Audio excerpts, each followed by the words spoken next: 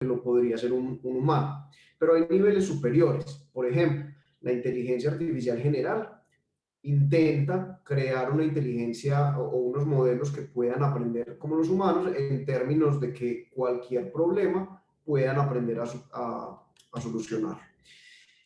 Y la gente que especula sobre estos temas dice que una vez este nivel se alcance, muy rápidamente vamos a llegar a la superinteligencia, un nivel que supera por mucho la inteligencia humana y que va a llegar muy pronto o va a seguir inmediatamente después de que alcancemos la inteligencia artificial general. Pero por ahora esto no nos interesa, digamos que por ahora esto está todavía muy lejos y nos vamos a enfocar en esta parte. La inteligencia artificial estrecha suele dividirse en tres grandes familias que son el aprendizaje supervisado, es decir, cuando tenemos muestras con que entrenar a nuestros algoritmos, les decimos a qué clase pertenece cada elemento, si fuéramos a hacer, por ejemplo, una clasificación. Tenemos el aprendizaje no supervisado, donde no sabemos cómo debería ser esa división, simplemente le mostramos los datos a un algoritmo y el algoritmo nos cuenta el que encontró en esos datos.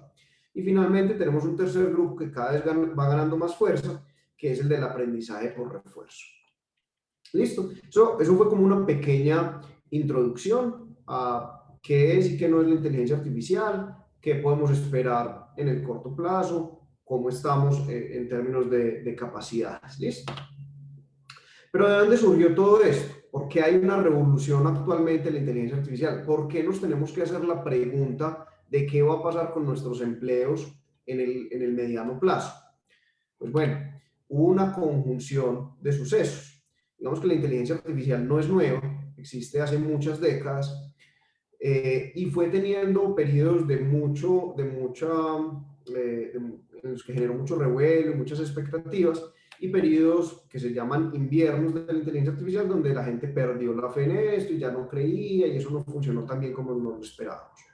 Pero ahora es algo distinto, porque resulta que encontramos al mismo tiempo una altísima capacidad de procesamiento, ¿cierto? Que viene, por ejemplo, dada por la inclusión de tarjetas de video en la capacidad de resolver modelos de inteligencia artificial, de entrenarlos, que es una capacidad que antes no existía. Una cantidad de datos gigantesca. Ustedes saben que estamos produciendo datos a unas tasas aceleradísimas y cada vez se producen más y más rápidamente. Y por supuesto, una evolución en los modelos que estábamos desarrollando, ¿cierto? Entonces, hubo modelos más poderosos, hubo mayor capacidad de computación y hubo muchísima más información con la que se podían entrenar esos modelos. Entonces, en el momento en que esas tres cosas se dieron juntas, hubo un cambio. Digamos que los modelos de Machine Learning se empezaron a ser muchísimo más poderosos, a dar resultados mucho más precisos y a hacerse cada vez más asequibles y mucha más gente empezó a trabajar en ellos. Cuando hablamos de una revolución, del tipo de revolución industrial, generalmente estamos hablando de unas curvas S, que son curvas como las que ven en pantalla, ¿cierto? Donde se da una innovación radical, pero todavía está muy crudo, se empieza a hacer una exploración y empiezan a identificarse potenciales de dónde se podrían aplicar esas innovaciones, va evolucionando a pasos agigantados, a pasos muy rápidos, y se llega a un punto de madurez donde ya se hace algo estándar, donde ya se da por hecho que así es que se hacen las cosas y seguramente mientras tanto va empezando una siguiente revolución tecnológica se va gestando. ¿Listo? Y esto se ha visto continuamente a través de la historia en el último par de siglos. ¿Listo? Entonces, como les decía, primero una innovación, después hay una etapa de estancamiento donde no se ve muy bien para dónde va eso, después hay una expansión masiva y después se hace algo ya del común. Y eso lo podemos ver realmente en todas las revoluciones industriales que hemos vivido. Actualmente lo que se especula es que estamos saliendo de esa zona de estancamiento con la última revolución digital, ¿cierto? Y que vamos a empezar a ver esta aceleración supremamente veloz en el corto plazo. ¿Listo? Muy bien. Obviamente, solamente para darles un pequeño recuento de esto, estoy seguro que ustedes lo conocen, pero pues hemos tenido estas diferentes revoluciones a través de los años, donde teníamos la revolución de los telares, ¿cierto? Que transformó completamente la sociedad. Mucha gente se quedó sin trabajo, fue algo muy disruptivo, pero en este momento, pues digamos, en términos generales, pues no se nos ocurre volver a esos métodos con los que antes se fabricaban los textiles. Luego llegó la máquina de vapor y toda la industria del ferrocarril, nuevamente una revolución gigante, de forma similar con el petróleo y toda la producción en masa. Y actualmente pues estamos en la revolución de los dispositivos informáticos y toda la parte de digitalización. ¿Listo? Como les decía entonces, estamos en un punto donde empieza a tomar velocidad exponencialmente y los desarrollos y las revoluciones que vamos a ver próximamente, pues no, apenas están empezando y lo que siguen son cambios y lo que sigue es revolución. Pero bueno, todo esto nos dice dónde estamos, pero entender qué va a pasar con la sociedad pues es muy difícil y ya vamos a ver algunos ejemplos que nos permiten dimensionar lo difícil que es hacer este tipo de predicciones. Pero primero les cuento que esto es un tema muy importante y se ha considerado desde diferentes perspectivas, ¿cierto? Desde la parte tecnológica, desde la parte sociológica, desde el periodismo obviamente, desde la historia, desde la filosofía. Estos son solamente algunos libros que tal vez les puedan interesar, que hablan en algún punto. Algunos no están enfocados en la inteligencia artificial, pero mencionan el tema porque se ve que va a ser una disrupción gigantesca en nuestra forma de vida. ¿Listo? Entonces, cuando empezamos a considerar todos estos cambios, algunas personas son muy negativas, a algunas personas les produce muchísima ansiedad de esto, y otros son supremamente positivos y dicen que esto va a ser la panacea y el paraíso sobre la tierra, ¿cierto? La realidad es que hay tanto peligros como oportunidades, ¿cierto? No es ni una cosa, no es ni la utopía, ni es un futuro distópico donde todo se echa a perder, ¿cierto? Depende muchísimo de cómo nosotros mismos apliquemos esto y cómo aprovechemos la oportunidad gigantesca que se nos está presentando. ¿Listo? Hay una frase de Cathy Davidson en su libro Now You See It, que decía: un gran porcentaje de los niños que están en primaria trabajarán en carreras que no han sido inventadas aún. Y eso suena impactante. Pero en realidad eso no es nuevo, eso ya nos pasó. Bueno, de pronto algunos de ustedes son muy jóvenes, no les haya tocado, pero en realidad los niños de los 90 nunca se hubieran imaginado que iban a ser programadores de un iPhone, por ejemplo. ¿Por qué? Porque el iPhone salió en el 2007, ni siquiera existía. Al igual que Facebook y Twitter, no existían, no existía ni siquiera el concepto de que eso iba a existir, ¿cierto? Ahora imagínense si eso fue en un principio de una revolución tecnológica, pues a lo que nos enfrentamos ahora. Y eso hace que sea tan difícil saber qué es lo que va a pasar. Pues, hombre, las cosas van a cambiar muy, muy rápido, así que es muy difícil predecir cómo va a evolucionar. Bill Gates dice que siempre sobreestimamos el cambio inmediato, pero el cambio que ya es más a mediano plazo es mucho más difícil de predecir y generalmente lo subestimamos. Y suele pasar, generalmente creemos que ya casi estamos a punto de hacer un gran cambio, un gran descubrimiento, pero no nos imaginamos lo que va a pasar un poquito después. Entonces, dentro de todo esto, la pregunta es, bueno, pero ¿y entonces? O sea, ¿qué podemos esperar de todo esto? Pues, ¿para dónde vamos? Y la verdad es que es difícil saber qué creer. ¿Por qué? Porque si nos ponemos a mirar los estudios que hay un estudio de la Universidad de Oxford que hablaba de que en la próxima década el 47% del empleo en los Estados Unidos estaba en riesgo de desaparecer. Imagínense ustedes eso, en un país desarrollado como Estados Unidos, que el 47% de los empleos desaparecieran. O sea, pucha, ¿qué pasó aquí? Esto va a cambiar del todo, la gente se va a quedar en la calle, pues, o sea, el fin del mundo. Pero realmente ese tipo de estudios han sido muy revaluados y se estima en realidad que las cifras son mucho menos dramáticas, ¿cierto? Algunas personas hablan de un 5%, hasta un 15%. Es posible que el número real esté más bien hacia el 12%. Lo que pasa es que se está hablando solamente de los empleos que van a desaparecer. Lo que no se está considerando es que esto va a generar un montón de nuevos empleos. ¿cierto? Entonces, claro, hay algunas profesiones que van a desaparecer o a perder relevancia, pero van a crearse otro montón de empleos nuevos y muchas personas que estudian estas tendencias hablan de que se va a crear algo así como un 13% de puestos de trabajo nuevos, lo cual, pues, obviamente dejaría un superávit y generaría, podríamos decir que se va a generar un poco más del trabajo que se va a destruir. Eso no quiere decir que esto sea obvio, que sea trivial o que ya nos podamos quedar tranquilos, porque la verdad es que hay algunos peligros, sobre todo para países que están menos desarrollados. Por ejemplo, los países que tienen alta cantidad de gente contratada en trabajos de manufactura que requieren baja capacitación, pues van a estar en más peligro. Y desafortunadamente, pues Colombia está dentro de ese tipo de países, en realidad todos los países latinoamericanos, porque obviamente cada vez es más fácil automatizar los procesos y realmente pues hemos fallado en invertir lo que deberíamos en nuevas tecnologías y sobre todo en educación. Entonces, pues nos podríamos preguntar, pero ¿por qué nos están haciendo esto y nos someten a este destino tan malvado? Pero realmente es algo que el mercado mismo está empujando, ¿cierto? Esto es algo que va a pasar independientemente de que queramos o no, de que estemos de acuerdo o no, de que nos guste o no. Es una realidad. ¿Pero por qué? Pues porque el mismo mercado lo lleva a eso. Cada vez queremos servicios más fáciles, queremos cosas más rápidas, queremos que nos atiendan mejor, que sean los servicios más personalizados. Y todo eso se logra con la aplicación de técnicas de inteligencia artificial. Así que eso es absolutamente imposible de detener. Entonces, pues se ve un panorama un poquito difícil y se ve como que pues nos llevó el que nos trajo, pero en realidad yo les propongo una visión distinta.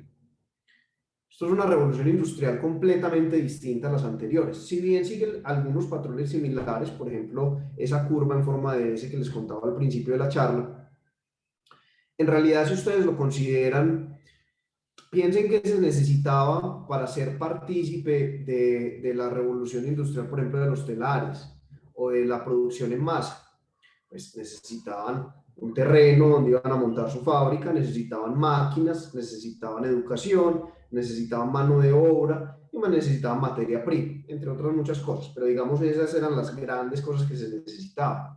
Y sin eso era imposible. Si no tenías las máquinas o no tenías la materia prima o no tenías la mano de obra, pues no podías hacer mayor cosa. En esta revolución industrial es distinta, ¿cierto? En esta revolución industrial lo que se necesita es conocimiento, un computador, acceso a internet y listo.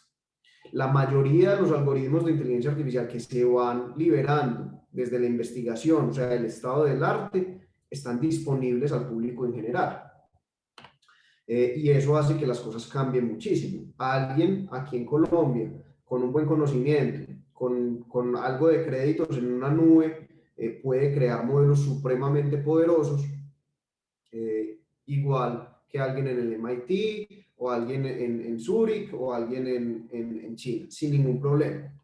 Listo, ahorita en la siguiente parte de nuestra charla vamos a hablar un poquito del otro componente que son los datos, ¿cierto? Y vamos a ver que eso puede ser una limitación, pero hay formas de darle la vuelta a esa situación y aún así producir cosas muy poderosas. ¿Listo? ¿Cómo se ve el futuro del trabajo en esta era de la inteligencia artificial entonces? Hay una forma de visualizar esto que a mí me gusta mucho, de un autor que se llama Kei-Fu Lee, y es de la siguiente manera. Son 4 cuadrantes, como ven en pantalla, y vamos a tener dos ejes que los dividen. El primero es qué tan social o asocial es un trabajo, ¿cierto? Qué tanto requiere la interacción con otros seres humanos. Y el segundo es qué tanto es una cuestión de optimización y qué tanto es una cuestión de creatividad. ¿Listo? Si ustedes lo ven de esa forma, vamos a tener un primer cuadrante que lo llamaremos la zona segura. Aquí la inteligencia artificial va a complementar los trabajos, va a ayudar a las tareas, va a hacer que todo sea más fácil, pero el humano sigue siendo absolutamente fundamental e irreemplazable. ¿Listo? Hay una segunda zona que vamos a llamar zona de transformación. Esta zona, por ejemplo, va a cambiar fundamentalmente cómo se desarrolla un trabajo, cómo se ejecuta. Pero el humano va a seguir al frente de esa tarea. Y ahorita vamos a ver algunos ejemplos. Después tenemos la zona de arrastre lento, que es una zona en la que eventualmente la inteligencia artificial va a apoderarse de esos trabajos y los va a reemplazar, pero todavía no es suficientemente poderosa para poder hacerlo. Y tenemos una última zona, que es la zona de riesgo, que es donde están los trabajos que ya son reemplazables por la inteligencia artificial. O sea, hoy ya esos trabajos pueden ser completamente reemplazados. Entonces, vamos a ver algunos ejemplos de cada uno. Y aquí los tenemos. Por ejemplo, miren en la zona, en la zona segura, arriba a la derecha, tenemos cosas como los trabajadores sociales, donde tenemos una altísima interacción entre las personas, ¿cierto? Es muy difícil lograr empatía con una máquina. Por lo tanto, el trabajador social, pues es muy difícil que lo logren reemplazar. Algo similar pasa con un psiquiatra, con un relacionista público. Ese tipo de trabajos requieren ese componente esencialmente humano que es muy difícil que se pueda reemplazar. Eso no quiere decir que esos trabajos no se puedan complementar con inteligencia artificial. ¿Listo? En el segundo bloque, permítanme, lo señalo acá. En el segundo bloque tenemos entonces algunas profesiones muy tradicionales, como un profesor o un médico. Y recuerden que les decía que aquí cambia el core, el centro de lo que ellos hacen va a cambiar fundamentalmente. Un ejemplo claro es el del médico. Si hablamos de un médico, por ejemplo, cuando hace un diagnóstico, en muchos casos, en muchos tipos de enfermedades, las máquinas son por mucho más poderosas y más precisas al momento de hacer un diagnóstico. Por ejemplo, analizando una radiografía, unos rayos X. Entonces, uno como paciente, por supuesto, va a preferir el diagnóstico más acertado, ¿cierto? Más preciso, pero eso no quiere decir que yo prefiera que me den, por ejemplo, una noticia difícil, alguna enfermedad, que me la dé una máquina diciendo es positivo. Obviamente voy a preferir un profesional entrenado que sepa cómo darme esa noticia, que sepa acompañarme en ese proceso difícil, que sepa ayudarme a entender qué es lo que me está diciendo ese diagnóstico, ¿cierto? Entonces miren que el rol del médico bajo esa perspectiva sigue existiendo, sigue siendo muy importante, pero es muy distinto a lo que hoy en día es. ¿Listo? En la zona de riesgo tenemos, irónicamente, profesiones como el científico, ¿cierto? Digamos que normalmente los científicos requieren menos investigación, menos socialización, pero las labores de investigación pueden empezar a hacerse a partir de minería de texto, por ejemplo. Obviamente no estoy diciendo que eso sea suficiente para reemplazar a un científico, pero empiezan a existir herramientas que tienden hacia eso, a desplazar esos trabajos y a reemplazarlos.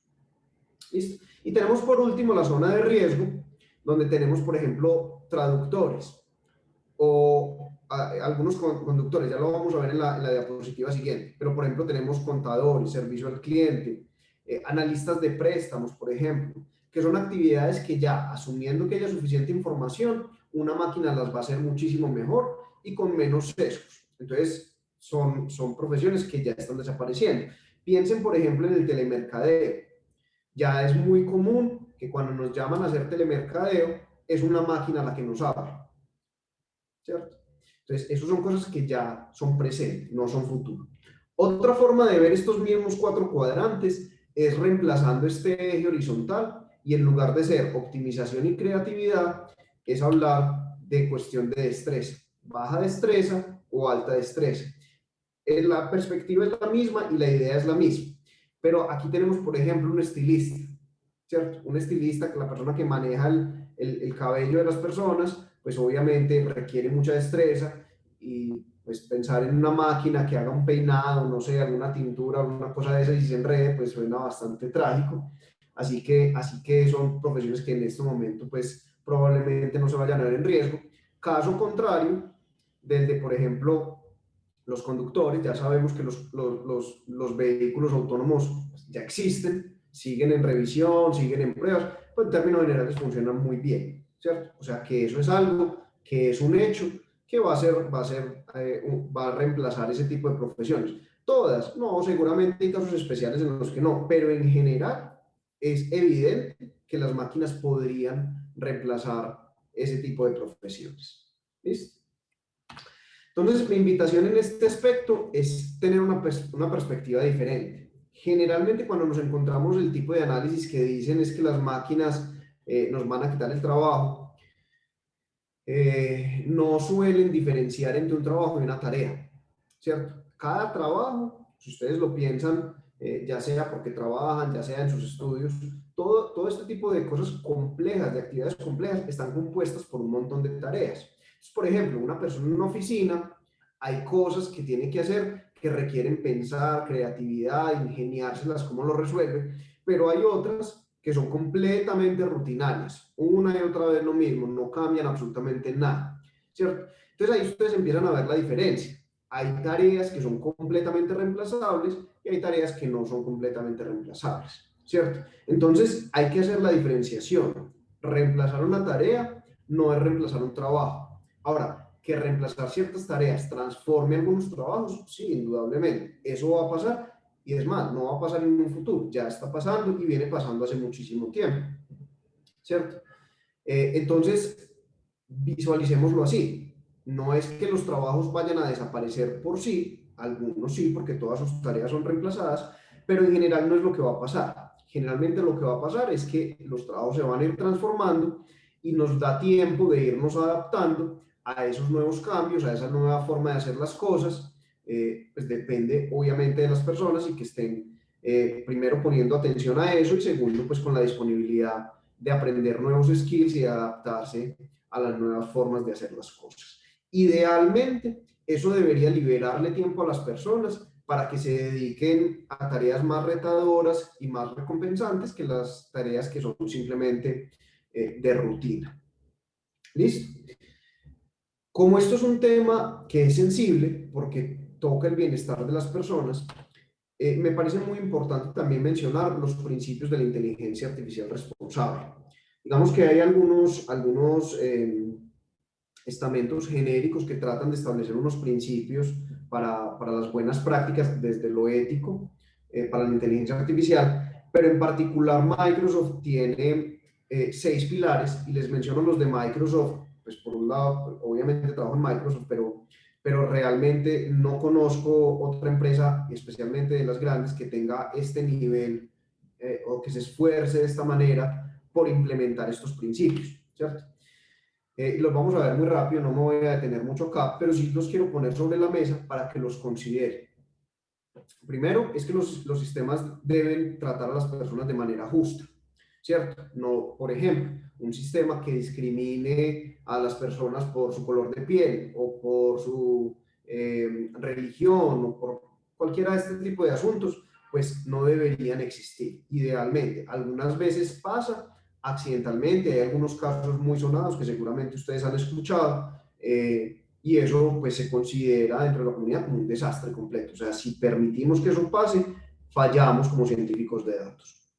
El segundo es que esperamos que esos sistemas sean fiables, ¿cierto? Cuando yo tengo una predicción, yo espero que sea fiable dentro de lo razonable. Nadie espera que un sistema funcione a 100% todo el tiempo. Hay situaciones que son extremas y que pues, el sistema no va a poder manejar. Pero especialmente cuando los sistemas pueden afectar el bienestar de las personas, tienen que ser extremadamente confiables. ¿Listo? El tercer punto es relativo a la privacidad y a la seguridad, ¿cierto? Digamos que todo el tiempo las diferentes empresas alrededor del mundo están colectando datos sobre nosotros. Algunas veces nosotros damos esos datos de manera voluntaria y lo último que quisiéramos es que alguien externo pueda acceder a esos datos para usarlo para otras cosas, ¿cierto? Entonces, esos sistemas deben ser seguros y deben respetar la privacidad. La inclusión es supremamente importante y se relaciona mucho, por ejemplo, con la justicia. Algunos de los fracasos más grandes en los últimos tiempos de la inteligencia artificial, por ejemplo, cuando se han detectado sesgos en los modelos de inteligencia artificial, vienen dadas esas situaciones precisamente porque no han sido inclusivos. Es decir, y esto es un ejemplo pues muy obvio, si yo entreno un sistema de reconocimiento facial exclusivamente con hombres entre 20 y 50 años, blancos, rubios, de ojos azules, pues el modelo puede que funcione muy bien para esa población, pero cuando viene una mujer asiática o alguien de otro color de piel, pues el sistema no va a ser capaz de funcionar y va a generarnos problemas. Y eso pues es algo que ya ha pasado desafortunadamente.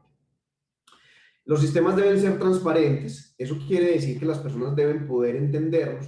Cuando un sistema hace una recomendación, debería ser capaz de explicar por qué. Es decir, si yo selecciono una persona para un trabajo, debo ser capaz de decirle por qué es esa persona y por qué no otra. Si yo considero que una persona va a ser un mal sujeto de crédito y le niego un préstamo, debería ser capaz de explicar cuáles fueron las razones por las que estoy diciendo eso como modelo. ¿Listo?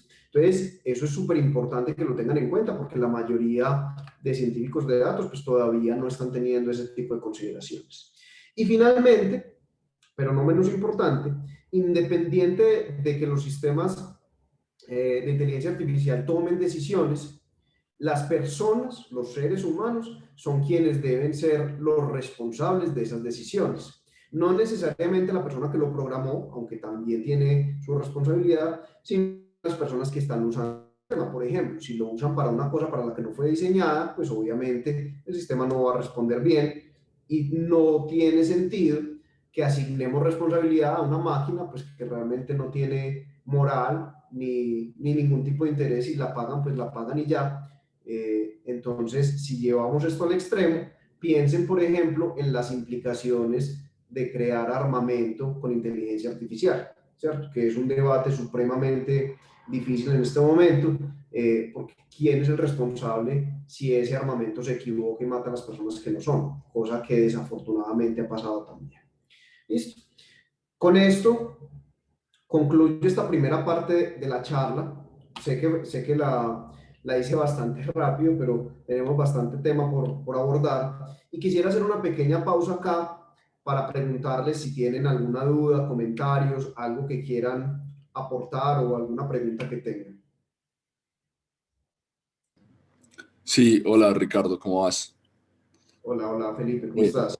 Muy bien, es que a mí me confundió una cosa y fue cuando estabas hablando de que a los médicos los iban a, que, o sea, que los médicos estaban en ese espacio de transformación de que pues no estaban en tanto riesgo de ser reemplazados por la inteligencia artificial, pero después en los trabajos que sí estaban en riesgo salía radiólogo. Ajá. eh, pues, o sea, no conozco, o sea, no sé muy bien cómo funcionan estas diferentes disciplinas en la medicina, Ujú. pero sí me gustaría preguntar, o sea, ¿por qué en la radiología como que ese lado humano no importa? O sea, si... Claro. No, es súper válida tu pregunta, Felipe. Mira, a lo que se refiere esa clasificación puntual es a la parte de diagnóstico, ¿cierto? Entonces, la diferencia que estamos haciendo aquí entre médico y radiólogo es una diferenciación muy cruda y nos ayuda simplemente a ilustrar el ejemplo. Es que cuando hablamos de radiólogo en este contexto nos referimos a la persona que toma la radiografía, la mira y dice, esta persona tiene esta situación, ¿cierto? Eso es a lo que nos estamos refiriendo. ¿Por qué? Porque las máquinas ya son capaces, en muchos casos, no en todos, pero en muchos casos ya son capaces de hacerlo estadísticamente muchísimo mejor que los mejores radiólogos. Entonces, desde esa perspectiva, esa función como tal de diagnosticar pues tiene todo el sentido que se la deleguemos a las máquinas porque lo van a hacer mejor. Pero desde el punto de vista de la interacción humana, nadie va a querer, por ejemplo, si desafortunadamente a alguien le van a diagnosticar un cáncer, pues no, nadie va a querer que le salga, que se le prenda una lámpara verde para mostrar positivo, pues obviamente nadie va a querer eso. Entonces esa es la diferenciación que se hace, ¿cierto? Digamos que pueden haber casos en los que haya radiólogos, por ejemplo, que atiendan directamente, y eso sería un caso distinto. Pero en este contexto nos referimos a la persona simplemente que hace el diagnóstico. Ah, bueno, listo, gracias. Perfecto. Federico, tenías levantada la mano y después Felipe. Gracias, Ricardo, y buenas tardes para todos. Ricardo, yo leí un título, no sé si lo conozca, 21 lecciones para el siglo XXI de Yuval Noah Harari, y él habla un poco de todo esto, del avance de la inteligencia artificial y de la, digamos, mecanización de los trabajos desde un punto de vista como político, dónde deberían estar parados los gobiernos ante el surgimiento de estas cosas y en especial, digamos, un país como Colombia en el que hay mucha tercerización de servicios, como por ejemplo los call centers, digamos, eso se puede acabar y a países como nosotros nos afecta mucho más que a Estados Unidos o al Reino Unido, que tienen carreras mucho más, digamos, humanas, por decirlo así, o que pues son más difíciles de reemplazar. Entonces, como usted, ¿qué propondría desde las políticas y la legislación para que nos adelantemos a este surgimiento y no vayamos a quedar más pobres? Súper buena la pregunta, Federico, muchas gracias. Voy a dividirte la respuesta en las dos partes de tu pregunta. La primera es que los libros de Harari son supremamente agradables de leer, son muy interesantes, pero yo les invito a que cuando los lean, para aquellos que no los han leído o para los que ya los leyeron, para que lo tengan, para que los recuerden con una pizca de sal, y es que él es intencionalmente muy dramático en cómo pinta la inteligencia artificial. Efectivamente, él habla de eso en sus libros, eh, y lo pone, para él la perspectiva es que va a ser un factor, la inteligencia artificial va a ser un factor para incrementar muchísimo ese gap entre las naciones poderosas y las naciones pobres, ¿cierto? Eso indudablemente es un riesgo y es una posibilidad, pero no es un hecho, ¿cierto? Ni necesariamente va a pasar. Entonces, ténganlo, digamos, en mente al momento de hacer esa lectura, porque él es extremo en la forma en la que lo presenta. En algunos de los conceptos que maneja, incluso es, pues, errado, o sea, está mal lo que está diciendo, en algunos. En general es muy positivo, es muy bacano lo que él dice y es muy interesante, pero ténganlo con ese granito de sal cuando lo lean. Respecto a la segunda parte de tu pregunta, de los gobiernos, es una pregunta muy válida. Los gobiernos de Latinoamérica, yo hace poco hice un estudio al respecto, eh, y sorprendentemente, Colombia, por ejemplo, está bastante avanzado en términos de tratar de armar un marco para legislar sobre la inteligencia artificial. Eso no quiere decir que ya entonces estamos a salvo, por supuesto no, pero hay al menos una conciencia de que hay una necesidad de que nos pongamos al día con eso. Sin embargo, yo aventuraría la predicción de que eso no va a ser suficiente. Es muy importante, pero no va a ser suficiente y es necesario que las universidades tomen la batuta, ¿cierto? Y empiecen a formar profesionales que sean capaces en estas tecnologías. No necesariamente que todo el mundo sea un científico de datos, pero sí que la persona promedio, cuando le hablan de un concepto de inteligencia artificial básico, pues entienda de qué le están hablando. Por ejemplo, que entienda cuál es el riesgo cuando está dando todos sus datos en las redes sociales, ¿cierto? Que entienda qué implica que esa aplicacioncita que bajaste en el celular que te permite, no sé, que te diga cuál es el famoso más parecido a ti, pues lo que hiciste fue que le diste tu rostro a estas empresas para que puedan entrenar sus modelos. Ese tipo de cosas es necesaria y es supremamente importante.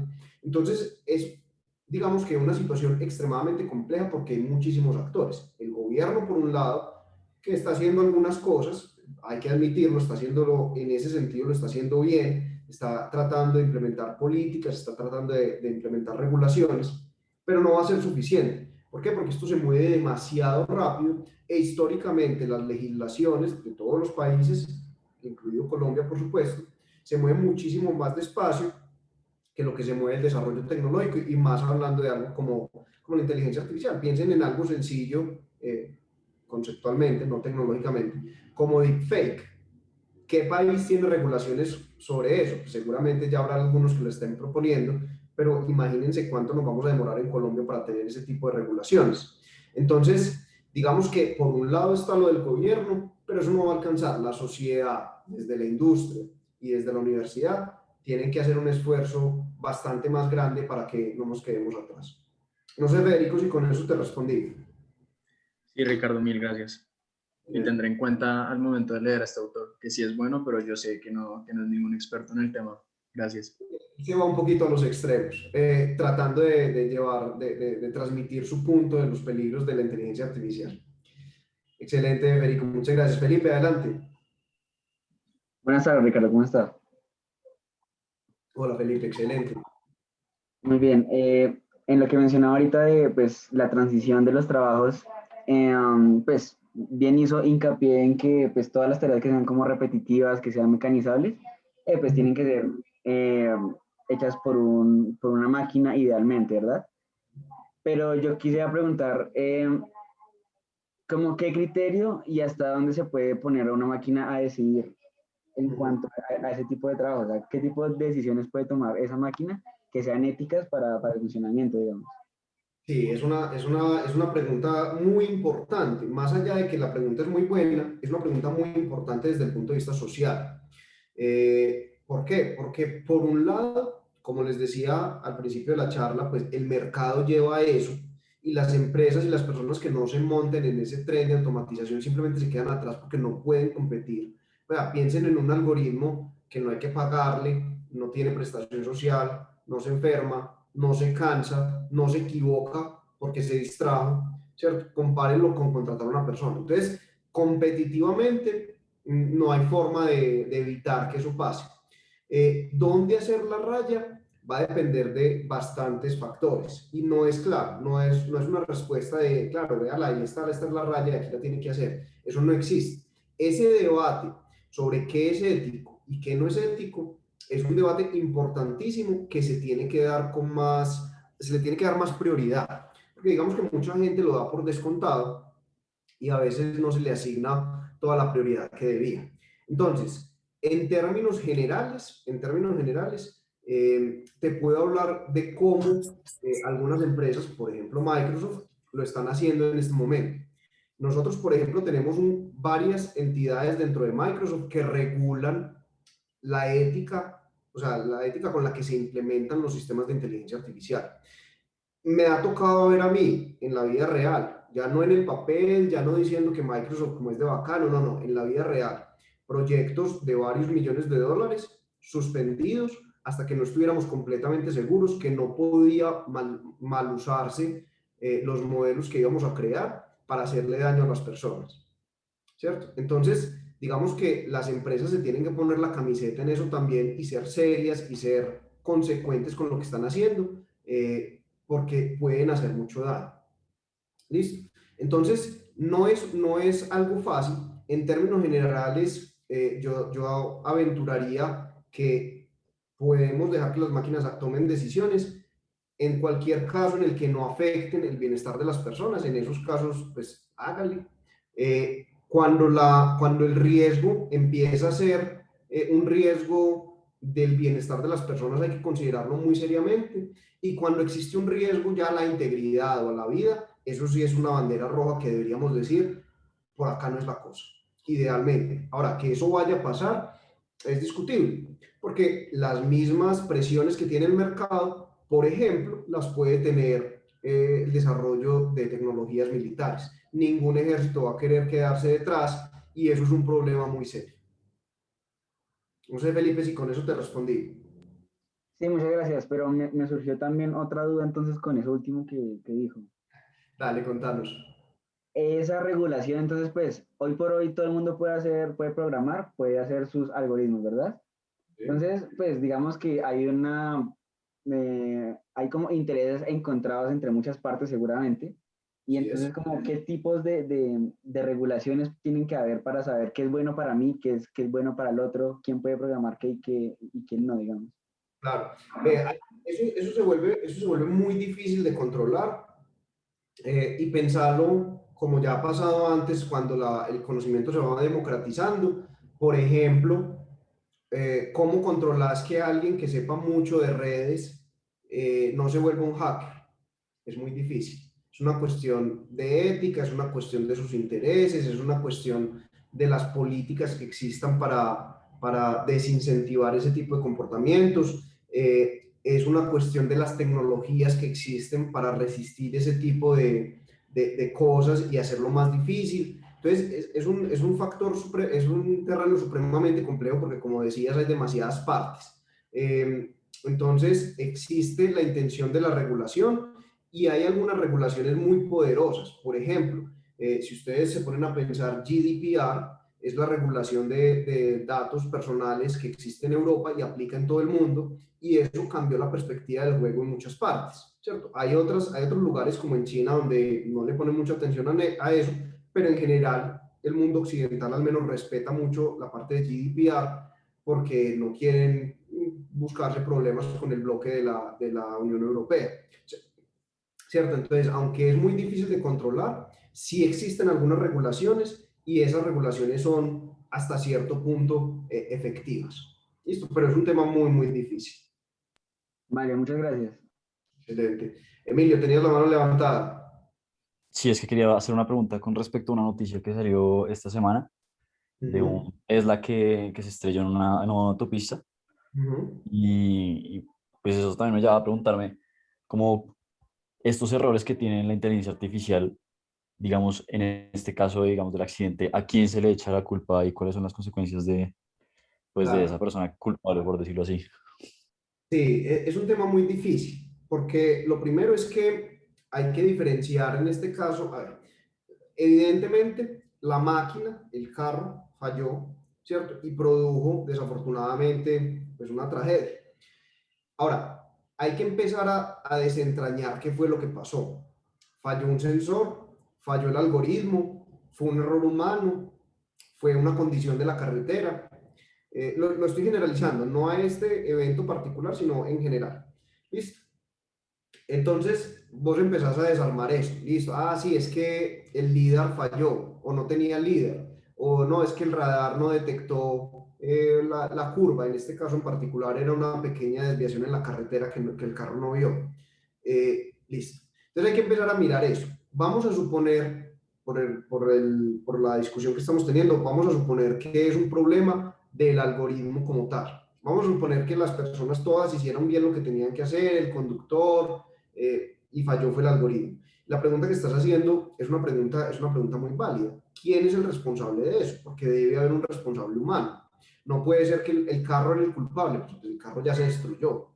Entonces, en este caso vos tenés que empezar a pensar, bueno, hay una responsabilidad de la empresa, de Tesla, para este ejemplo que nos estamos inventando, donde ya dijimos, ya lo descubrimos, fue el algoritmo, tenía un problema. Entonces, Tesla tiene una responsabilidad. Obviamente, cuando ellos venden sus servicios, tratan de asegurarse por todos lados, pero siguen teniendo una responsabilidad. Obviamente hay que ver quién es el responsable del error como tal, o sea, quién lo programó y se equivocó, pero también vas a tener un montón de gente que estaba supervisando ese código, vas a tener un montón de gente que estaba garantizando, supuestamente, la calidad del código, vas a tener un montón de gente que hizo pruebas para demostrar que el código funcionaba bien, ¿cierto? Entonces, digamos que hay un entramado muy grande tratando de proteger y evitar que eso pase, pero pueden darse situaciones en las que de todas formas son una falla. Dentro de todo eso tenés que empezar a mirar dónde estuvo ese error puntual y quién lo debería haber, quién lo produjo y quién lo debería haber detectado y corregido y no lo hizo. ¿Y por qué? ¿Cierto? Pueden ser cosas muy circunstanciales y realmente pues imposible de detectar, o puede ser una cuestión de negligencia. Ahí ya habría que hacer ese tipo de investigación para determinar esa responsabilidad. Te estoy hablando desde la responsabilidad de lo ético. Obviamente la cuestión legal es una cosa muy distinta y ahí pues no necesariamente la ética tiene tanto que ver, ¿cierto? Ok, gracias. Perfecto. Listo, no veo a nadie más con la mano levantada, entonces si les parece vamos a entrar en la segunda parte de nuestra charla, donde vamos a hablar un poquito sobre el uso de algoritmos preentrenados. Cuando hablamos de algoritmos preentrenados, estamos hablando de algoritmos que ya tienen una capacidad por sí misma antes de que yo como usuario los haya modificado. ¿Listo? Y ya vamos a ver a qué me refiero con eso. Entonces, hace unos momentos hablábamos de la revolución industrial que estamos viviendo, o la revolución pues, de la inteligencia artificial, y hablábamos que llegaron junto con los aprendizajes profundos, con las técnicas de aprendizaje profundo, que fueron las que revolucionaron pues, nuestro entendimiento de cómo funcionaban estas cosas y empezaron a darnos resultados sumamente poderosos. Pero también les decía que estos algoritmos pues tienen unos requerimientos muy grandes en términos de procesamiento y en términos de cantidad de datos. Es decir, si yo quiero entrenar un algoritmo, por ejemplo, de visión por computador desde cero, voy a necesitar cientos de miles, posiblemente millones de imágenes, ¿cierto? Para que ese algoritmo funcione bien y de manera competitiva. ¿Eso qué produce? Pues nos produce un problema, y es que cuando empezamos a ver qué pueden hacer los gigantes tecnológicos y lo vamos a comparar, por ejemplo, con qué pueden hacer las compañías pequeñas y medianas, pues va a haber un gap muy grande, ¿cierto? ¿Por qué? Porque la cantidad de datos que tiene una compañía grande, pues va a ser muy superior a la que tiene una compañía pequeña. Incluso comprar los datos, que es algo que se puede hacer, pues se vuelve muy caro cuando estamos hablando de millones de instancias. Entonces, empieza a haber una desigualdad que está muy relacionada, por ejemplo, con lo que hablábamos de los libros de Harari, ¿cierto? Hay empresas o países que van a poder hacer mucho más que otros que no van a tener esas posibilidades, y es una cuestión no solamente económica, no solamente tecnológica, sino una cuestión de disponibilidad de datos. Y no nos vamos al término de países, incluso las mismas empresas. Entonces, por eso un Google está continuamente compilando información de lo que metemos en el navegador y las búsquedas que hacemos, a qué le damos clic, a qué no, ¿cierto? Lo mismo un Facebook que está recopilando nuestra información constantemente, y lo mismo, pues realmente cualquier gigante tecnológico, esa es su base, eso es lo que hace, porque así se hacen más poderosos en el sentido de que pueden hacer algoritmos más potentes. ¿Listo? Entonces, este gap que vemos acá puede parcialmente ser solventado con los algoritmos preentrenados, porque esos algoritmos ya utilizaron una gran cantidad de datos para llegar hasta el punto de su entrenamiento en el que se encuentran. Y teóricamente, digamos, a nivel conceptual, solamente les falta el último pedacito de entrenamiento, que se puede hacer con datos mucho más pequeños, que, digamos, sea más probable que estén disponibles. ¿Listo? ¿Quiénes de ustedes conocen o quiénes no conocen lo que es YOLO? Seguramente muchos de ustedes lo conocen, ¿verdad? YOLO es un algoritmo que se ha hecho muy famoso y que es capaz de hacer detección sobre un video, digamos, en tiempo real. Esto es un video de una persona, bueno, yo lo veo, lo tengo en varias pantallas, veo que en lo que ustedes están viendo lo ven un poquito pegado, pero en realidad el video pues va a toda velocidad, y de hecho es un video de alta resolución. Pero no importa, imagínense lo que está corriendo fluido, ¿cierto? Seguramente es mi ancho de banda, que no nos deja verlo.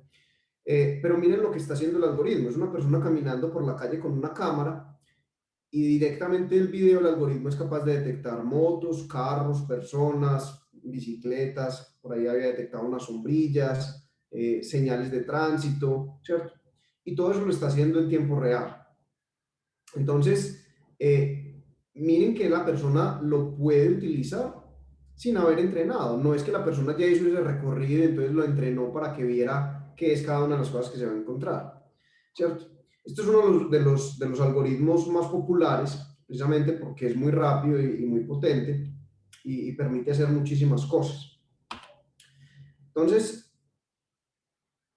vamos a hablar un poquito de cómo funcionan este tipo de cosas. Hay un concepto fundamental que se llama Transfer Learning.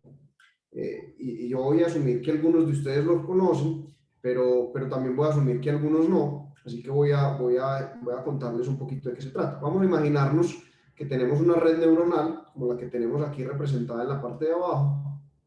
Y esta red neuronal de lo que se trata es que identifica vehículos. Entonces, yo le entrego una foto y él me dice, ok, eso en este caso es un Audi A7. Lo clasificó simplemente.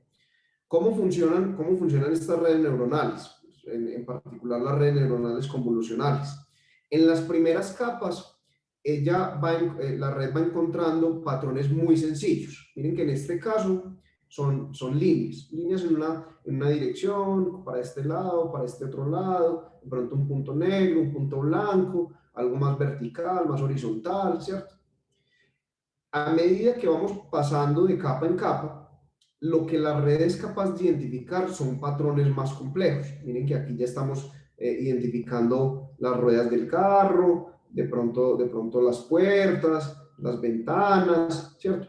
Y ya al final de la red es capaz de identificar el vehículo completo, ¿cierto? Y finalmente clasificarlo con algunas de las categorías que le enseñamos a la red. Hasta ahí muy bien, es un ejemplo estándar, muy sencillo, de una red neuronal profunda, en este caso una red convolucional. Pero ¿qué pasa si yo digo, bueno, yo ya tengo mi modelo que me identifica carros, pero ahora yo no quiero identificar carros, sino que quiero identificar personas? Pues hombre, tengo varias posibilidades. Una posibilidad es volver a empezar desde cero. Pero como les decía ahorita, ¿cómo voy a empezar desde cero? Ya tengo un dataset de cientos de miles o de millones de imágenes con rostros de personas. Difícil conseguirlo, ¿cierto? No es como tan sencillo. ¿Qué tal si reutilizo mi modelo para carros? A lo que me refiero es, hombre, hay partes de esta red, por ejemplo, este tipo de patrones sencillos que van a aplicar para cualquier imagen, sea un rostro de una persona o sea un carro. Entonces, lo que podemos hacer es, yo le entrego las imágenes de rostros a mi red, dejo una parte de la red que sí me servía, y el resto de la red la reemplazo con una red nueva que entreno con un dataset más pequeño. En este caso, esas nuevas partes de la red, pues ya va, en vez de identificar llantas, ventanas, puertas y demás, va a identificar ojos, narices, bocas y demás. Y al final, pues termina identificando rostros y va a ser capaz de hacer una clasificación. ¿Listo? Eso es un ejemplo conceptual de qué es Transfer Learning. En otras palabras, es reaprovechar parte del algoritmo que ya entrené para ahorrarme un esfuerzo muy grande en terminar de entrenarlo y no tener que conseguir un dataset gigantesco para empezar desde cero ese desarrollo. Piensen en las implicaciones que esto tiene. Ahorita hablábamos que las empresas muy grandes, los gigantes tecnológicos, son los que tienen la posibilidad de tener estos datasets tan grandes. ¿Y las otras empresas qué? Las pequeñas, las medianas.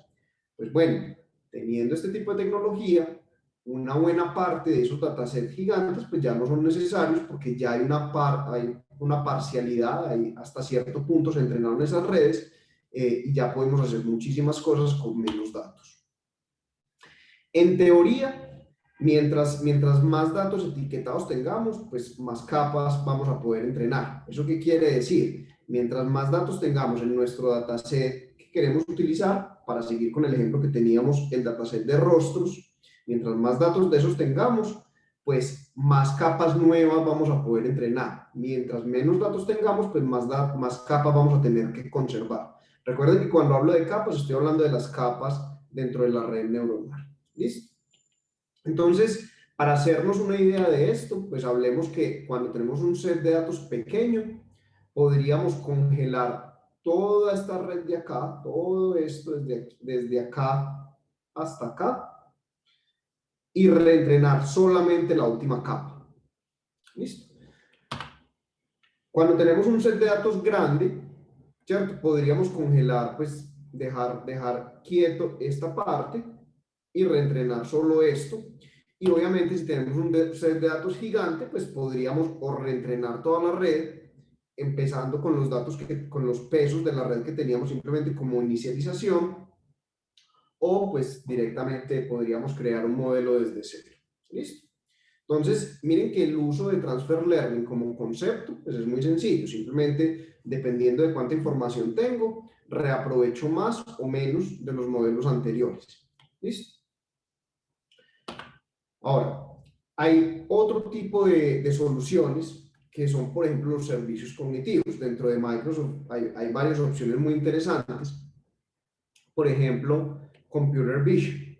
¿Cierto? Computer Vision es una tecnología que uno le entrega una imagen, como este ejemplo que ven acá, y a partir de esa imagen, él es capaz de sacar un montón de información. Por ejemplo, de entrada, ya te va a decir, hombre, dentro de esa imagen tengo una persona en este recuadro, tengo un tenis acá, un computador, tengo una mesa, ¿cierto? Si ven los recuadros, tengo un sillón, tengo un banco y todo eso lo encuentran acá. miren que dice rectángulo y el objeto. Entonces, footwear, mírenlo, aquí está.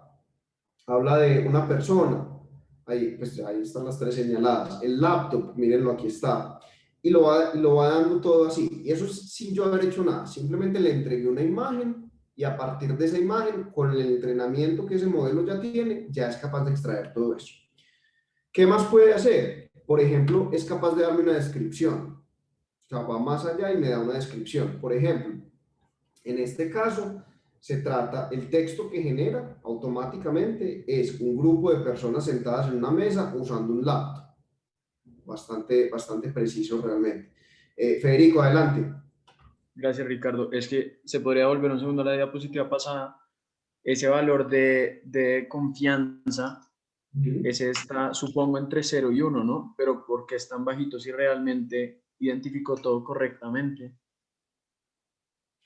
Lo que pasa es que, a ver, cuando él está haciendo estas identificaciones, hay un montón de clases que están compitiendo. Es decir, él está seguro, por ejemplo, que aquí en este laptop hay algo, ¿cierto? Eso es una cosa, él ya lo identificó y ahí está el rectángulo.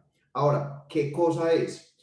Podrían ser muchas cosas, ¿cierto? Podría tener muchas posibles clasificaciones. No me voy a poner aquí a inventar, pues, que sea, pero compiten entre ellas. Entonces el algoritmo está seguro hasta cierto punto y por eso es la confianza. Entonces es muy importante, esa pregunta tuya es muy válida, es muy importante ver la confianza. Por ejemplo, en este caso a mí no me importa mucho la confianza, pero en otros casos de uso, como el que vamos a ver en la parte final de la charla, yo sí necesito un umbral y decir, si yo no estoy más seguro de tanto porcentaje, no me clasifique eso así. Más bien, por ejemplo, remítaselo a un humano que se fije bien qué es eso. Ahorita lo vamos a ver en un ejemplo puntual. Entonces, esto viene directamente del algoritmo, depende de qué tan bien esté entrenado, depende de qué tan distinto sea esta imagen comparada con las imágenes que se utilizaron para entrenar el algoritmo, y depende de otros factores, por ejemplo, oclusión. Esta persona, mira, esta persona del centro, pues se ve parcialmente. Ella misma se está tapando una parte, esta persona le tapa esta parte de acá, el computador esta parte, ¿cierto? Entonces, cuando tú dices esto es una persona, pues sí, para un humano es muy obvio, pero el computador solo está viendo una parte de la persona. Entonces, si yo, por ejemplo, entrené mi algoritmo con personas que se vean completas todo el tiempo, pues es posible que ya no esté tan seguro cuando la ve ocluida. O la iluminación cambia, la resolución cambia, hay muchos factores en realidad. Entonces, el nivel de confianza va a ser bueno o malo dependiendo de la aplicación que estás utilizando. Es decir, 60% para algunas aplicaciones puede ser buena o para otras puede ser muy mala. ¿Vale? Gracias. Listo. Teníamos entonces la descripción, ¿cierto? Esto es lo que les mostré hace un momento. Incluso va y te dice, hombre, esto no tiene contenido para adultos, no tiene escenas sangrientas, no está subido de tono, ¿cierto? Y te da las puntuaciones correspondientes a cada uno. Miren que son muy bajitas y por eso dice que es falso.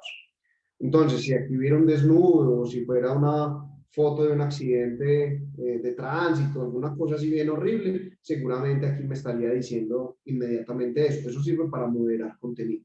Son muchas las aplicaciones, aquí no vamos a entrar en ese detalle porque son demasiadas. Mi punto simplemente era mostrarles que un algoritmo para el que yo no he hecho absolutamente nada, sin yo tocarlo, sin yo buscar más imágenes de entrenamiento, nada, ya es capaz de entregarme un montón de información que podría ser útil, digamos, en mi empresa o en mi investigación, en lo que esté haciendo. Por ejemplo, un moderador de contenido como el que están viendo en pantalla. Okay, yo de pronto no me quiero poner a desarrollar esto desde cero, ¿cierto? Pero ya tengo una herramienta que es capaz de decirme si una escena o una foto es inapropiada y de una vez la puedo remover de mi sitio web, de mi foro, de lo que sea, ¿cierto? Entonces, miren cómo se empieza a cerrar ese gap hasta cierto punto de que cualquiera, ni siquiera tiene que ser una empresa, una persona cualquiera puede utilizar una herramienta de estas y no tuvo que entrenar un algoritmo ni desde cero, ni con millones de imágenes, sino que de una lo pudo utilizar. Simplemente le entrego la imagen y él me entrega los resultados. Fin. ¿Listo? Entonces eso de alguna manera ayuda a cerrar ese gap. Por eso ahora en la segunda parte de la charla les decía, perdón, en la primera parte de la charla les decía que este tipo de cosas ayudan a cerrar ese gap y no necesariamente solo los que tienen todos los datos pues van a tener las posibilidades. Lo que sí van a tener es posibilidades de hacer modelos más poderosos que solo ellos tienen. Eso sí es un hecho, pues porque mientras más datos tengan, pues cosas más de esas van a poder hacer.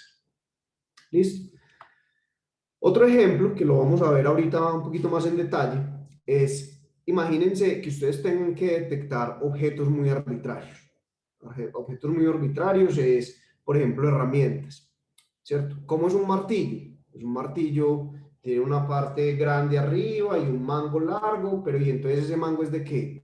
De plástico, puede ser, de caucho, puede ser, de metal, también puede ser, ¿cierto? Una combinación entre caucho y metal, sí, también puede ser. De entre madera y, sí, lo que sea, puede ser. ¿Y cómo es la cabeza? Puede ser redondeada, puede tener una parte que es una uña para extraer los clavos, puede ser cuadrado, puede ser redondo, puede ser muchas cosas. Y eso es una de las herramientas, ¿cierto? ¿Cómo entrenar un modelo, ¿cierto?, que sea capaz de identificar todo eso? Obviamente va a ser muy difícil que yo sea capaz de encontrar un ejemplo de cada uno de los martillos que existen en el mundo, ¿cierto? Entonces se vuelve muy complicado.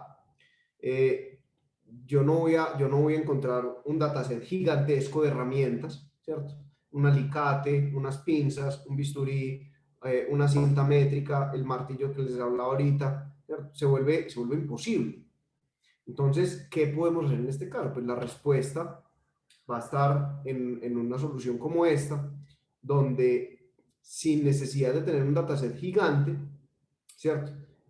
Puedo entrenar algoritmos que funcionan muy, muy bien, como lo que están viendo en pantalla. Esto es algo que yo hice para uno de nuestros clientes, como un ejercicio exploratorio pues muy sencillo. Y miren que yo generé mi dataset, yo lo hice en mi casa con mis herramientas, esas son mis herramientas, tomando unas cuantas fotos de cada una, ¿listo? En lugar de necesitar un dataset de millones de datos, de imágenes. ¿Listo? Ese es el tipo de posibilidades que nos acercan estas herramientas de los servicios cognitivos. ¿Listo?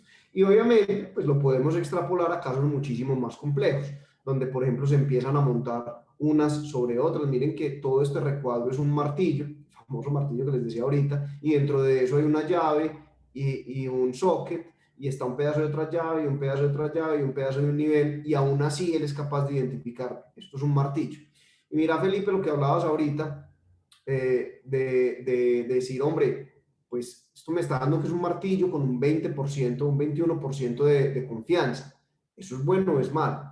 Pues depende. Si vas a presentar un escenario tan caótico como esto, de pronto un 21% todavía sea bueno, ¿cierto? Si las vas a presentar, te las estaba mostrando acá, de pronto no tanto. De pronto ese 21% ya no sea tan bueno. ¿Listo? Muy bien. Entonces, con esto voy a cerrar la segunda parte de nuestra charla. Ya lo que nos queda es entrar un poquito más en la herramienta, se las quería presentar, pero antes de eso quería abrir el micrófono, digamos, por si tienen alguna pregunta o algún comentario respecto a esta parte de cómo los algoritmos preentrenados primero funcionan y segundo pueden ayudar a cerrar esa brecha, digamos, que podría volverse importante en algún momento.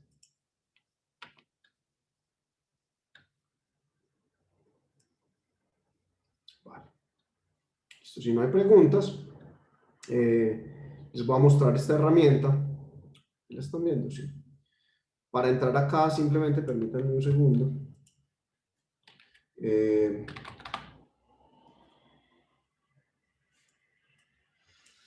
Pueden entrar a esta dirección, ¿cierto? Ahí está la herramienta Custom Vision AI. Custom Vision es el nombre de la herramienta como tal en Azure.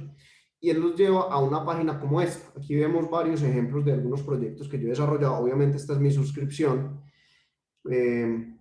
Y vamos a entrar a uno de ellos. Vamos a entrar a este Tool Detector, que es lo que estamos viendo acá. ¿Qué están viendo ustedes en pantalla? Miren, lo que les voy a mostrar es la interfaz web. Obviamente esto se puede hacer desde Python, ¿cierto? Entre otros lenguajes, C# también. Creo que hay una interfaz de JavaScript, creo. La verdad es que nunca lo he usado, yo pues generalmente programo en Python. Pero miren lo que estamos haciendo acá con la interfaz web, que es más fácil de utilizar. Pues. Yo subí un montón de imágenes de las herramientas, ejemplos.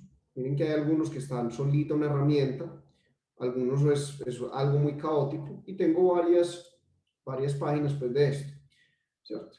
Con ejemplos. Esto es un dataset que yo creé. En una tarde, pues no es mucho trabajo realmente. Miren que cada una de estas imágenes, yo le dije,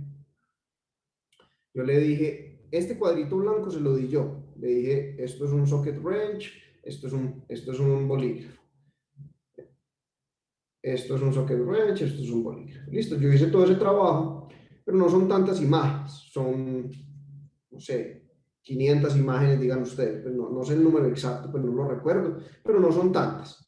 Porque muchas de ellas pues tienen varias. Por ejemplo, miren, esta tiene de A3, por ahí hay algunas que tienen más, otras que tienen menos. Después de yo hacer esto, yo simplemente le tengo que decir entrene. O sea, primer paso, subir las imágenes. Segundo paso, tagueé las imágenes. ¿Qué quiere decir taguear las imágenes? Yo entro a la imagen y le dibujo un cuadrito y le digo, en este cuadrito lo que hay es, y selecciono una de las clases que ya creé o creo una clase nueva. ¿Sí o qué? Fácil. ¿Cierto? Miren que es muy intuitivo. Y cuando yo voy creando imágenes nuevas o voy subiendo imágenes nuevas, él me puede sugerir, por ejemplo, estas imágenes que no tengo tagueadas es porque no pertenecen a ninguna de las clases que yo quería entrenar, simplemente tienen objetos adicionales. Entonces yo lo que podría, miren que él me sugiere dónde está el objeto y ya me ayuda con eso. Estos pequeños no, porque son muy pequeños, pero estos otros él los está viendo, él sabe que ahí hay algo, lo que pasa es que no sabe qué es. Yo lo podría seleccionar y decirle qué es, ¿cierto? Que no lo voy a hacer en este momento porque no quiero alterar el modelo. Pero eso sería el segundo paso. Entonces, primer paso, subir las imágenes. Segundo paso, taguear las imágenes, que es simplemente mostrarle dónde están con ese recuadro y decirle qué clase es. Tercer paso, entrenar el modelo. ¿Qué es entrenar el modelo? Eso tan difícil. Darle clic acá y darle a aceptar. O sea, miren que es extremadamente sencillo. Cuando él termina de entrenar, él me hace algunas preguntas de cuánto tiempo lo quiero dejar entrenando. Pero cuando él termina de entrenar, me muestra las métricas correspondientes a ese entrenamiento, que aquí tenemos Precision, Recall y AP, y me muestra para cada una de las imágenes que también lo hizo. Aquí me está diciendo cuántas imágenes tenía, cuál era su Precision, Recall y AP. ¿Listo? Y finalmente, yo lo que hago es que le digo que publique el modelo. Aquí ya está publicado, pues obvio no le voy a decir que lo despublique, que lo baje pues la publicación, pero yo le puedo decir, publíqueme este modelo, y una vez yo hago esto, yo puedo acceder al modelo desde una terminal de Python, simplemente con un par de líneas de código, y decirle, vea, esta nueva imagen, pásemela por el modelo y deme los resultados. Y los resultados que me va a dar son parecidos a lo que veíamos en la presentación hace un momento, que es cuál es la clase, cuál es el rectángulo y cuál es el nivel de confianza en un formato .json súper sencillo. Entonces miren que este tipo de herramientas realmente se hacen pues bastante fáciles de usar, sobre todo después de que uno cacharrea un poquito con ellas, entiende lo que les acabo de explicar. O sea, esto que yo les acabo de explicar, cuando uno no se lo explican, pues es un poquito más difícil, pero ya explicándoselo pues debería ser mucho más fácil. Y miren una cosa adicional, yo aquí podría jugar, por ejemplo, con los thresholds, con los umbrales. Estos umbrales hacemos referencia precisamente a esos niveles de confianza. Miren que yo aquí puse un umbral mucho más exigente y una de las métricas bajó su desempeño mientras que la otra se hizo perfecta. Si me voy al otro lado, va a pasar lo contrario. Esta se hace casi perfecta mientras que esta baja un montón. Entonces, encontrar también dónde está ese punto ideal de la confianza va a depender un poquito del dataset que tenemos, y de la necesidad que estamos tratando de solventar al crear este tipo de aplicaciones. ¿Listo? También tenemos otro tipo de cosas, como por ejemplo las predicciones. Aquí podríamos ver ejemplos. Si tuviéramos una imagen para probarla, podríamos subir y él haría eso, pues haría la clasificación. O podríamos decirle que nos hiciera un test rápido si quisiéramos subir una de esas imágenes. Déjenme, yo miro si aquí tenemos otro tipo de ejemplos. Por ejemplo, este es un desarrollo que estaba haciendo para otra empresa. Aquí estábamos tratando de encontrar varios elementos dentro de cada una de estas imágenes. Como ustedes pueden ver, teníamos la ubicación de estas ruedas y la ubicación de estos piñones. Y realmente este también fue un modelo que funcionó pues bastante bien, era bastante fácil de hacer. Era lo mismo que les acabo de mostrar, qué pena que salté ahí un poquito de pantalla.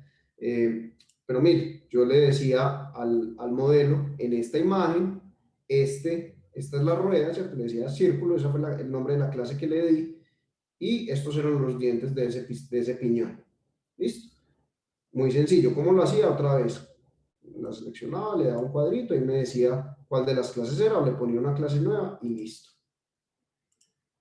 ¿Dudas hasta ahí? Preguntas. ¿Qué tan fácil les parece? ¿Qué tan difícil les parece?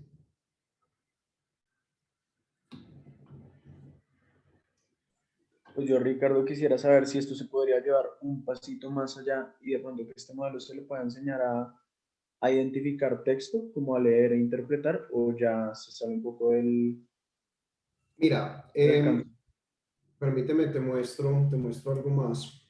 Obviamente yo les estoy mostrando algo pues muy reducido porque era el objetivo de la charla, pero déjame te voy a mostrar algo. Dame un segundo.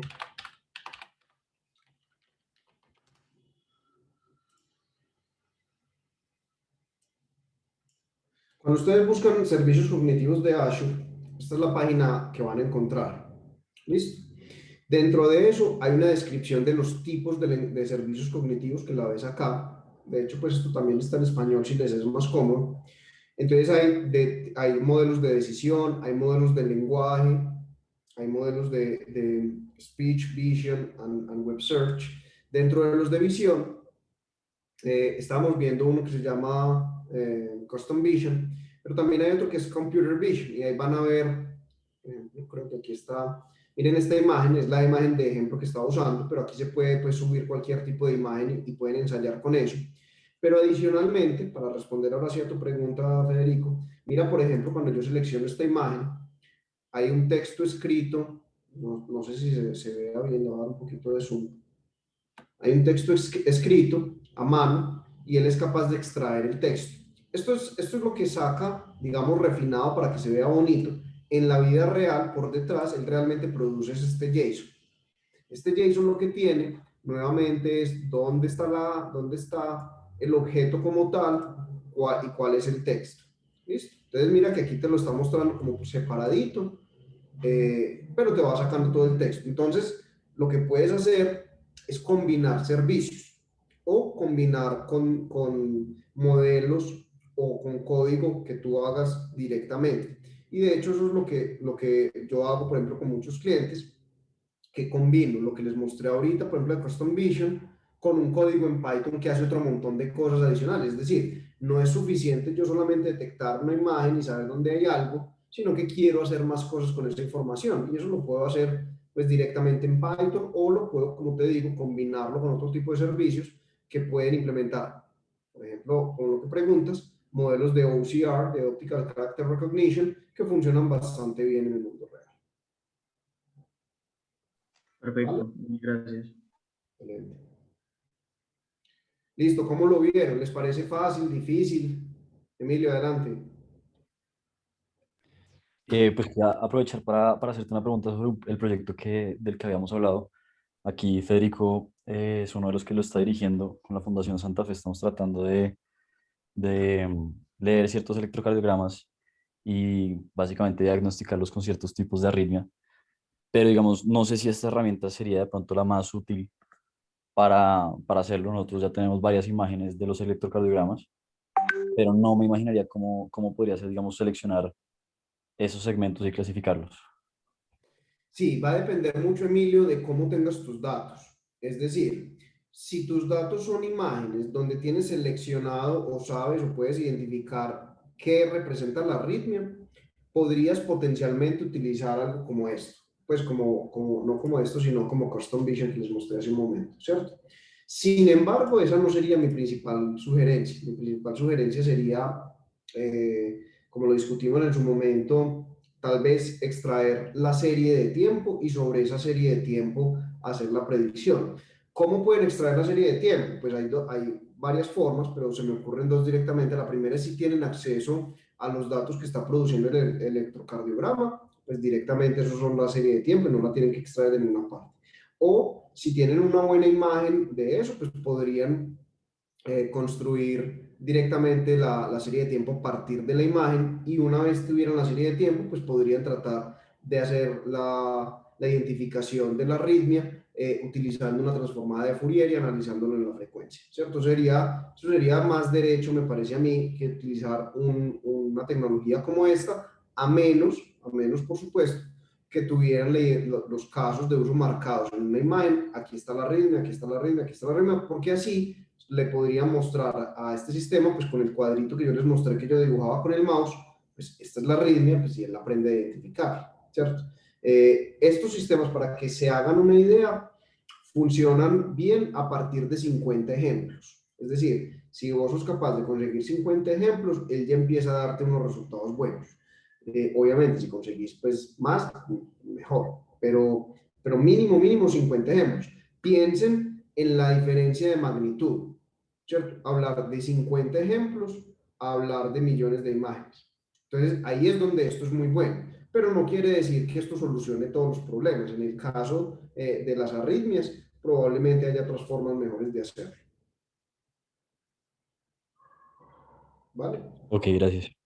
Perfecto. Y Federico. Ricardo, siguiendo acá un poco con lo que dice Emilio, pues, del proyecto, en caso de que uno no quiera identificar como tal un objeto, porque no tengo nada que ver con medicina, pero lo que yo le entendí a los médicos, hay ciertas características que permiten identificar no una, sino varias arritmias. Digamos, ahí, ¿cómo sería para clasificar o cómo se le ocurre, digamos, ciertas características en cada una de las imágenes sin poder separar una de la otra y decir, esto está la arritmia y esto está la otra, sino esta cosa muestra estas otras dos? Entonces, como creo que la parte de la que más me frena en como en imaginármelo.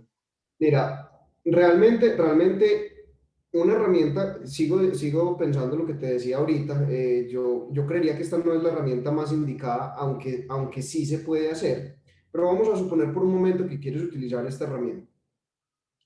Yo lo que les mostré ahorita es un caso de detección. ¿Qué quiere decir eso? Yo estoy identificando cosas dentro de una imagen, ¿cierto? Y aquí identifico una cosa, aquí otra, etcétera, etcétera. ¿Listo? Y son dos tipos de cosas: diente, de piñón y esta circunferencia.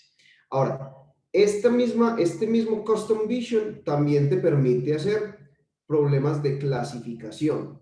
En la clasificación tú podrías clasificar una imagen como arritmia 1 o no arritmia 1, y otro, ese para un modelo, y otro modelo que fuera arritmia 2 o no arritmia 2, es decir, clasificadores binarios. Si tú corrieras esa imagen a través de los dos clasificadores, pues cada uno te diría si tiene o no la arritmia puntual que estaba buscando. Eso sería perfectamente viable de hacer.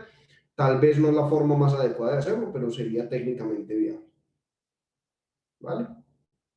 Ok, perfecto.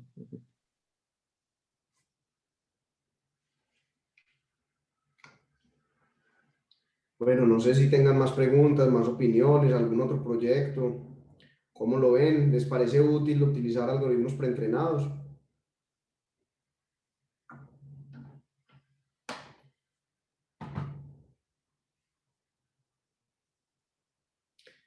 Esta tarde, estamos cansados.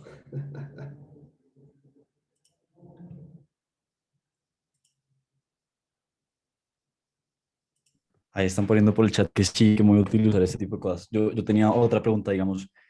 Es que yo también tenía hace mucho tiempo, cuando no sabía muy bien lo que era inteligencia artificial, se me ocurrió la idea de si esto se podría llevar para la gente que tiene, digamos, lunares cancerígenos, porque yo tengo entendido que los médicos tienen, digamos, un ABC o sea, de cómo saber si un lunar es cancerígeno o no. No sé si ya haya como alguna aplicación de esto para que uno simplemente le tome una foto, digamos, a un lunar y ya automáticamente detecte si puede ser o no cancerígeno.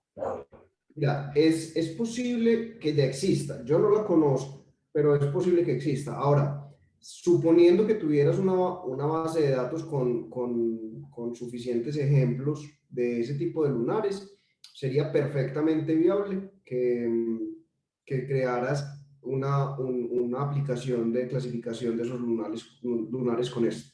Perfectamente viable.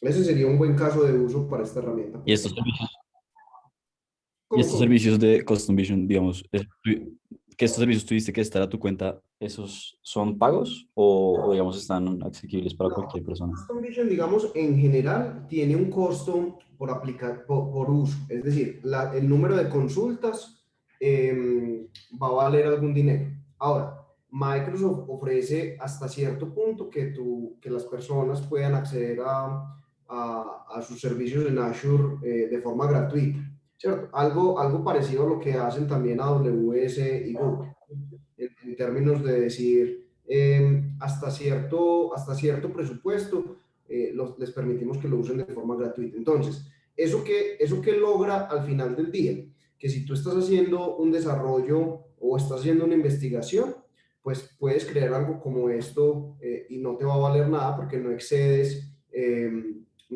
tus límites, ¿cierto?, de consumo, pero si ya quieres hacer una aplicación industrial o algo comercial, pues ya es distinto. Ahí ya sí vas a tener algún costo. Pero les adelanto que los costos por consulta son muy bajos realmente, ¿cierto? No es algo particularmente caro tener un sistema de este estilo. Entonces, la recomendación es, si tuvieras esos ejemplos, los podrías montar, taguearlos, y desde Python podrías hacer una aplicación que acceda al servicio muy fácilmente y eso pues no te genera un costo pues significativo. ¿Vale? Ok, perfecto. Excelente. No sé si alguien tiene alguna otra pregunta.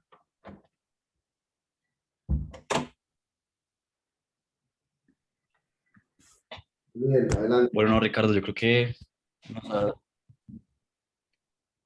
muchísimas gracias por todo y realmente creo que nos sirvió mucho, no solo para los miembros del club, sino para el resto que nos acompañaron. Emilio, Ah, espérame, bueno, espérame. Daniel tiene levanta la mano. listo, perdón. No, no, tranqui, que mira, yo pude entrar hace poco, de verdad me disculpo, quería estar en la charla, pero pues sí tenía como, también aprovechando algo que alcancé a ver, una pregunta pequeña. También esta parte de identificación de imágenes, ¿hay alguna herramienta que permita a uno saber el tamaño de X cosa? Mira, es una buena pregunta. En uno de los desarrollos que yo hice para uno de nuestros clientes, tuve que hacer eso. La verdad es que la herramienta por sí misma no lo hace, pero con algo de creatividad lo puedes hacer tú directamente. Sobre todo si tienes puntos de referencia, puedes hacer una deducción. Simplemente es una regla de tres diciendo tantos píxeles equivalen a tanto tamaño y por lo tanto tu objeto que está demarcado en este recuadro equivale a tal área. Ahora, eso no va a ser, eso no te va a dar directamente algo demasiado preciso. Si necesitas demasiada precisión, tal vez no sea la forma de hacerlo. Hay otro tipo de técnicas que Microsoft, de hecho, justamente hoy vi que va a liberar unos servicios adicionales donde puede ir más lejos y hacer la segmentación de la imagen por píxeles, ¿cierto? ¿Eso qué quiere decir? No un cuadrito, sino los píxeles exactos que pertenecen a tu forma.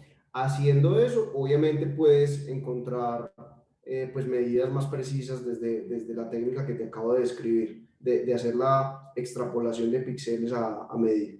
Eso de todas formas tiene varias limitantes. Por ejemplo, los artefactos que te introduce a una imagen un lente, ¿cierto? Si el lente te produce una distorsión o si hay una perspectiva extraña, es decir, el objeto no está de frente, sino que está diagonal. Ese tipo de cosas pueden hacer que sea mucho más retador este tipo de mediciones, pero en muchos casos es técnicamente viable. Sí, entiendo, es que precisamente es otro proyecto que estamos llevando también a cabo y y es una identificación de polímeros que se hacen a través de tomografías. Es una tomografía, una radiografía que se le toma a la persona y esos polímeros resulta que al retirarlos son como muy perjudiciales para la persona. Pero si uno logra identificar, digamos que el tamaño exacto, digamos la forma de ese polímero, es mucho más fácil, digamos, que retirarlo al momento de la cirugía. El problema es que estuve viendo varias cosas y realmente aún no sé por dónde llevarlo. Y eso que me mencionaste ahorita de los píxeles me pareció interesante.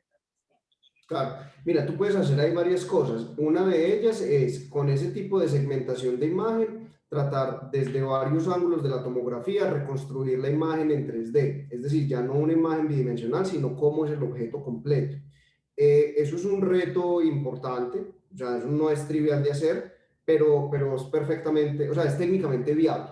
Y una vez tengas ese 3D, pues obviamente ya para el médico va a ser más fácil determinar cómo hacer sus incisiones y cómo tener menos afectación sobre el paciente. Ok, ok, entiendo. Y, o sea, ¿me puedes mencionar de nuevo como qué herramientas puedo como ver o utilizar como para tener una idea? Pues mira, como te decía, hoy estaba anunciando Microsoft internamente que va a liberar este servicio. Es un servicio parecido a este que les estoy mostrando en pantalla.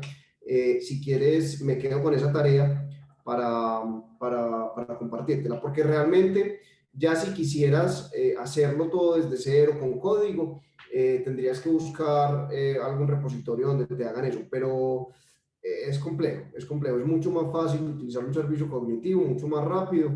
Entonces, si quieren, me quedo yo con esa tarea y se las comparto a través de Emilio, de cómo se llama la herramienta, porque pues, la anunciaron hoy apenas, entonces pues, ya no me acuerdo del nombre. ¿Vale? Sí, sí, sí, muchísimas gracias, en serio. Excelente.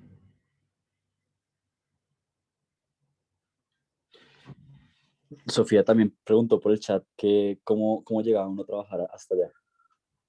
¿Cómo llegamos a esto, perdón? ¿Cómo llegaba uno a trabajar allá? Ah, hombre, de hecho Microsoft ha estado bastante activo en la parte de reclutamiento.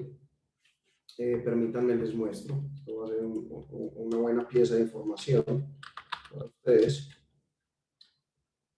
Existe esta página. Abajo un poquito, que la pueden ver. careers.microsoft.com. Y ahí están publicadas absolutamente todas las posiciones abiertas dentro de Microsoft en todos los países del mundo.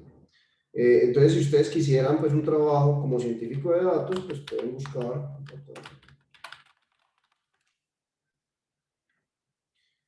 Bueno, vamos separado.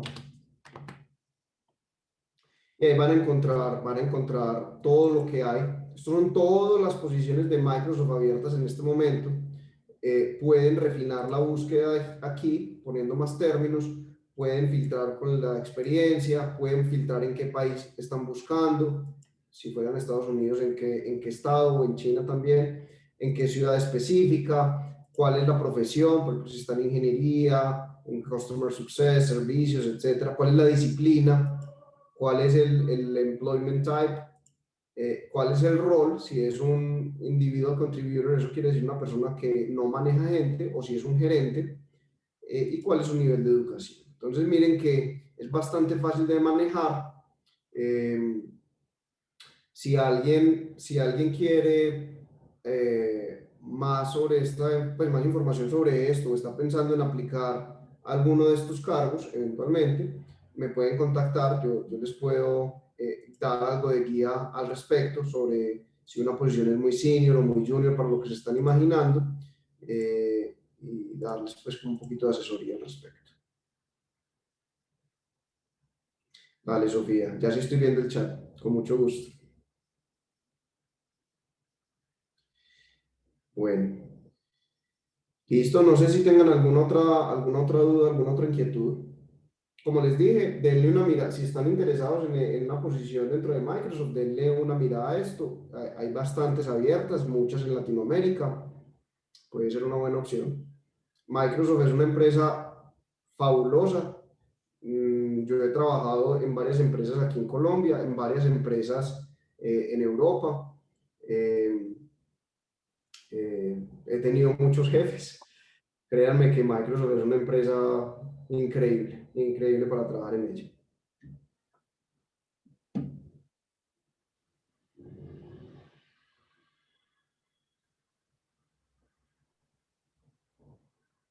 Ok, bueno, yo creo que ya no hay más preguntas. Bueno, no sé si alguien tiene una última pregunta, si no, muchísimas gracias, Ricardo, nuevamente por una muy buena charla, muy enriquecedora. Y yo creo que pues este semestre que tenemos muchos más proyectos nos sirvió muchísimo más esta charla, en especial para los que estamos en el proyecto de la Fundación Santa Fe. Entonces, de parte de todo el club te queremos dar las gracias y pues espero que a todos les haya gustado la charla. No, para mí es un placer y como te dije, Emilio, en una conversación anterior, cuando se trate de proyectos para ayudarle a la gente, cuenten conmigo. Si les puedo dar alguna guía, alguna asesoría, me pueden contactar. Pues Emilio tiene mi contacto. Adelante, no lo duden, que para mí es un placer. Bueno, muchísimas gracias, Ricardo, y que estén muy bien todos. Felipe, ¿tenías algo más? Sí, tengo acá una pregunta interna y es cómo es posible, no sé, clasificar para unirme al grupo de ustedes. Ah, no, ya te doy mi contacto ahí en el chat y me escribes. Listo, gracias. Chao, Ricardo, gracias. Excelente. Muchas gracias a todos ustedes por haber participado y quedo a su disposición. Vale, muchas gracias. Excelente. Cuídense mucho. Un abrazo. Gracias, Ricardo. Hasta luego. Chao. Gracias.